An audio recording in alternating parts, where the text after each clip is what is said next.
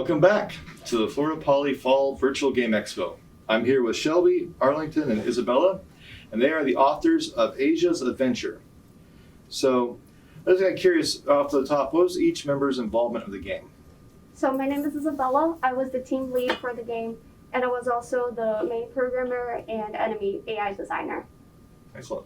My name is Shelby. I was the sound engineer, the level designer, and I helped design the enemies. Excellent. I'm Arlington, and I worked on UI and playtesting. Excellent. All right. What is this game's genre, and why did you choose it? So the game's genre is a third-person action shooter, and the story is actually kind of funny. 3 years ago, Shelby and I went to a game jam, and we came up with an idea of making Asia's Adventure basically a 2D platformer where you would shoot enemies because you were tiny and trapped in your room, and you didn't know what had happened, but the enemies were attacking you. So this year we thought, what about taking that game idea that we never finished because it was our first semester and making it into something really big with all the new skills that we acquired through all these years. So we came up with this genre because it was what best translated from the original 2D platformer that we had made, and it basically fit the theme really well. Excellent, excellent. I'm noticing the theme here, so I have a kind of a toy box theme. Yes. Excellent.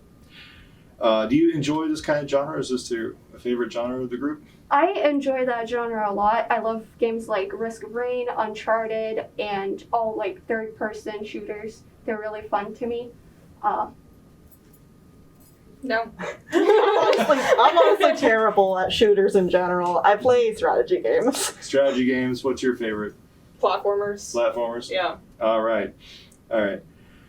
So what makes this game different than any other game? So most games have a siege area that's just kind of like a secondary feature. That's more of a multiplayer, a bonus, a mini game sort of thing. But this one is centered around the siege area, and the story centers around the siege area as well. So. Excellent. So there is a story is there a linear story to the levels? Yes. So in the story, Asia wakes up in the middle of a dream, and she doesn't know what's happening, but she is the same size as all of her other toys. So the toys start attacking her because apparently the cat guardian is not there anymore. So she naturally goes and protects the tower, not knowing what it was, only to find out that the cat guardian was actually her cat, who was protecting the tower and was asleep taking a nap. Okay. Excellent. What's your favorite game developer, indie or AAA? So I would say that my favorite game developer is Sucker Punch. They made games like Sly Cooper and Ghost of Tsushima. They have been really amazing games that I played and I really enjoyed them. I also love Media Molecule. They made platformers and pretty cool. I only played Nintendo as a kid, so mine's Nintendo. Fair enough. I don't know that I have a favorite game developer, but like most of my favorite games are by Square Enix, so. Fair enough. So these models, did you create them yourself and art assets? They're stock. They're from the free Unity store. We scoured the 3D assets and found the best ones. Excellent. It was a really good fit. So is this what were the difficulties you faced when making this game? All right, I'll start. There were many difficulties with this game. I think one of the biggest ones was the fact that this is a very common genre, and getting movement mechanics and shooting mechanics right is a challenge because it's such a well-known genre that you have certain expectations of it coming in. So meeting those expectations was kind of difficult, especially in terms of camera movement, character movement, and such. Another difficulty that we had was light maps. Some of the assets that we got, they didn't really fit with the render pipeline that we were using. So we had to mess around with textures and UV maps and all these things that took us a while to get right. We had to work on time management and the time constraint. We had, jobs and other classes, so we had to really fight to get everything done in time. We also struggled a lot with, oddly enough, the pause menu. Like, you would not realize how difficult it is to program pausing in a game. Like, there's so many things, and like we had this weird problem where the game would not resume after you paused it, and it was just like a weird quirk within Unity and the way it updates. That took a long time to figure out. Yeah, pause menus are not trivial. Is this your first game?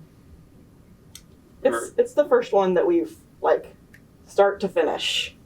Okay. And how would you describe that process? How did you guys your teamwork or manage teamwork? We managed teamwork using Trello. We had all the tasks listed out in different cards, and we all assigned each other roles based on what we were responsible for doing. So whoever was doing most coding had the gameplay mechanics to fix or do such things. And that's how we structured it. We had certain tasks that were due each week. So pretty much in an agile format, we had certain things to do per week and basically play test every week to make sure that the game was working. Fair enough. How long did it take you, or for each phase, how long did it take you to develop the game? So phase 1 was the longest one to develop because it included the main mechanics of the game. Mm-hmm. Getting phase 1 to work was the key to getting all the other phases to work. The level design didn't take particularly long for certain ones, but Yeah, fixing it. The first one took the longest because I had to get all the scaling right and all the right amount of clutter. But once we had that down, making the other levels was a lot easier. We came across some issues with the level design and making sure that the mechanics that we made in level 1 translated well into the different levels, because at some times they didn't do the same things that they were doing in a different level, which was very, very different. So it took a while to get everything to work right in all 3 levels. Okay. I noticed there's two new enemies. I haven't seen the robot, and then they have that plant-looking thing. What do the enemies do? Breakdown, or do they have different AIs? So the mummy chases the player. The dog enemy, the little dog knight, he attacks a tower until the enemy's in range, until the player's in range, and then he chases after the player. The robot shoots the tower until the player's in range, and then shoots the player. And then the little slime bunny, he heals the enemies. Oh, okay. Excellent. And is this the second level or third level? This is the second level. Second level. Okay. Excellent. So it just each level has a certain amount of waves. Yes. Okay.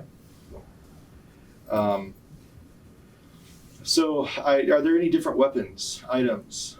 There are 2 main weapons in the game. We didn't have much time to add different, beyond that. But you have the handgun, which she's using right now, and you have the automatic rifle. We were going to initially do Nerf guns in the game and also water guns to basically tie into that toy box feeling, but we couldn't find any assets for it in time.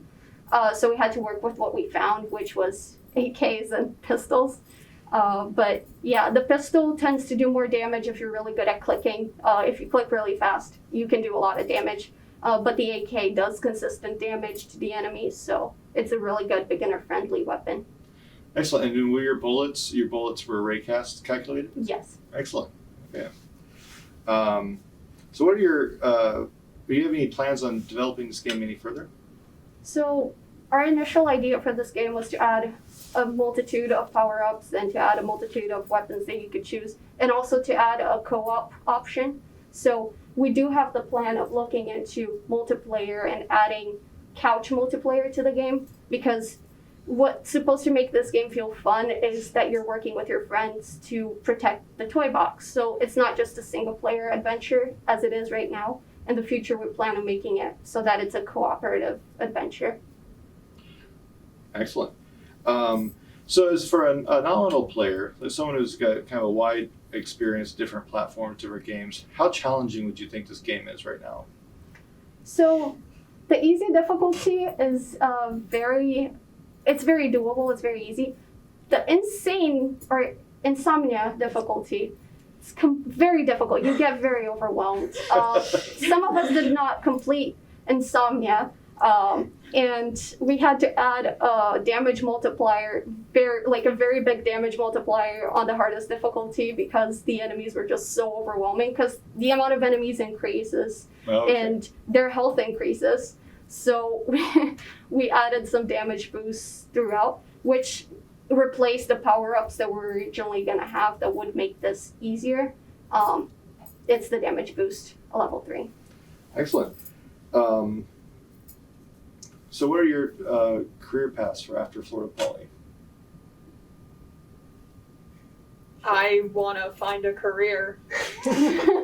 Excellent. Yep. Are you planning going into games, the game design? I would love that, but I'm not going to be picky. That's fair. I plan on continuing working with the company that I interned for Excellent. and doing video games on the side because I still have many projects I would like to make. Excellent. You know, I'm still a little bit not sure there. I should know what I'm doing at this point, but I think it'd be fun to work as like an indie game developer. But I also recognize that that's not necessarily the easiest choice. So one more question: if you had to redo all over again, what would you do differently, or would you do anything differently? I would like to have designed our own assets. It would have made light map rendering a lot easier, and it would just have all meshed together much cleaner. I really would have liked to add more to the user interface, just like animations and stuff, make things just a little bit prettier, a little more polished. Yeah, I also would have liked to have added more power-ups. That was the main idea of the game, to have power-ups and all these things that would make waves seem different. So I would like to add more randomness to waves and also different aspects of gameplay. Okay. Is there anything else you want to comment about the game? Anything I missed? It's the cutest game out there. It is a cute and kick-ass game. I want you to know it gets both of them. Thank Very you. good. All right, that was Asia's Adventure. Shelby, Arlington, Isabella, thank you very much. Thank you. Thank you.